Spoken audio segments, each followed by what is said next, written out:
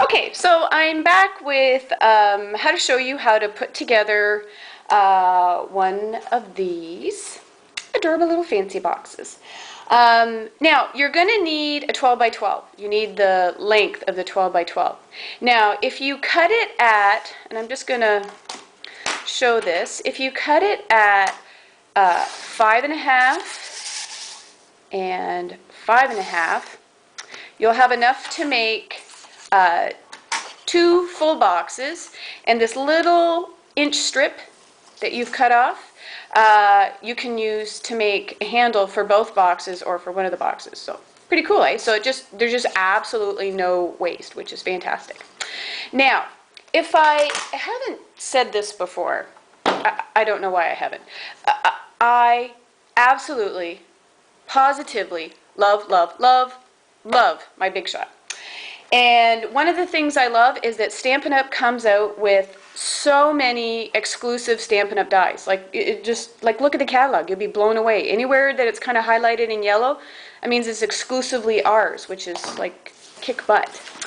Okay, so when you are building, and you'll often hear this analogy, the sandwich to cut out your die, but you're going to need the extended cutting pad, the big long one, because this is an extra long die. When you get the crease pad, the extra long crease pad, it comes with this shim. And all a shim does is it helps to build a little bit more height onto your sandwich so that you can cut what needs to be cut and score what needs to be scored. Now, each Big Shot may be a little bit different in the distance between the roller and the bottom. So you got to kind of play with what will allow you to build a big enough sandwich to cut what needs to be cut without cutting what shouldn't be cut, which is a score line. Does that make sense? No, whatever. Okay. Anyway, so I know for mine I need the extended cutting pad, a shim, and I just have a piece of photocopy paper. And then I lay my fancy box die face side up, and then I'm going to lay my cardstock or my designer paper, and then on top of this I'm not going to lay another cutting pad. I'm going to lay this extra long crease pad, and what this crease pad does is it makes what should be creased. So I'm just going to wheel this baby through and probably shake the camera like crazy. Alrighty. Okay, so voila. Then I have my box. Okay? Now what I'm going to do is, if you're using designer paper, you can just use our handy dandy snail. If you're using cardstock, I would recommend that you use sticky strip to adhere your box. So I'm going to, and you might not be able to see this really well, but I'm going to just kind of reinforce all my score lines. And there's this great gusset in this, on this die. So you can go ahead and reinforce those score lines too. All right, so what I do is, I like the red. So I fold over this end flap, and I put my tape there, and then I put a piece of tape here. And then I just put my box together and tape those two ends together. This is now the bottom of the box, and just fold those over and then push that down. And you might want to put a little bit of tape in the bottom there if you want, but I didn't. And so here is my box, and then you can just again fold in those gusseted sides. Remember that you have your 1-inch piece left over that you can use a couple brads and create a handle with. Okay, so that's how easy it is to put this box together. Are you blown away? You should be. So I wanted to show you the versatility of this one die. So here is the fancy box that I use, the Holiday Lounge DSP with.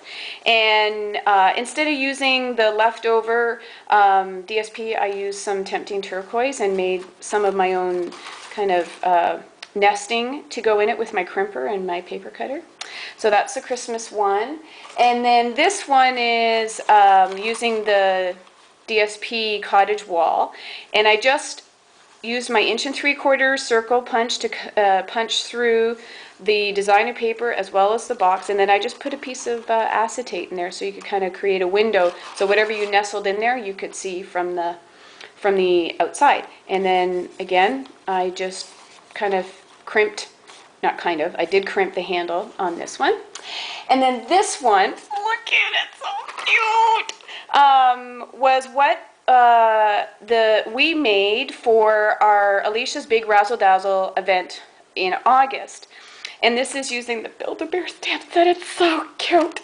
And then, so this is what everybody got when they came. So here was this, we stamped all these images and put it on a ring as a coloring, kind of like a coloring book and crayons in it. And here's just the little icing on the cake here. There's a white crayon in here, so you can do crayon resist, because I don't know about, I think it's pretty easy in the States, but in Canada, getting white crayons is like, it's like almost impossible. So anyway, there's something, you know, you got a kids one, you got a you know, kind of a special occasion one, you got a Christmas one, and then here's another Christmas one. Isn't it so cute? We did this one at our Razzle Dazzle event, and it's actually one of the projects that you're going to be making if you attend my ginormous Christmas Stamp-A-Stack on October 24th. You're going to make 4 of these and the basket, and look at how cute is that. Stinking cute. Okay, the last one I want to show you is, again, kind of showing you the versatility of it, is I used the Groom designer paper on this one. No handle, but I did gusset in the sides. And look at, like, it's so elegant. So you can go from kid-friendly, wah, wah, wah, to very elegant, you know, wedding favor. Because I'm sure I'm going to have another wedding in my future. Not me personally, but, you know, one of my kids. So yeah, and so I'm going to also show you what I did with this stamp, with this set, because it's just a little extra tip, but I think you're going to enjoy it. So those are the fancy box, and I'm going to run and get that stamp set to show you what I was going to show you, and I'll be right back. Okay, I'm going to go to a plan B, because when I did the second part of this, I ended up like talking way too long, and Kevin was like, holy mackerel, that's way too long. So I'm going to show you how I did this stamp, kind of arranging it to be able to do the RSVP thing at another time. But I did want to show you this last little fancy box, and I demonstrated this at Alicia's Razzle Dazzle. And the different way to close this one is to use your horizontal slot, front and back, thread your ribbon through, and just double knot it on top. And then it's finished, and it's so cute. I just can't stop loving all our Stampin' Up! Stuff. So that's the other box I wanted to show you. So that's it for today, and thank you for being so patient with me. You guys are fantastic. I love you guys, and remember, hug the ones you love. Talk to you later. Bye-bye.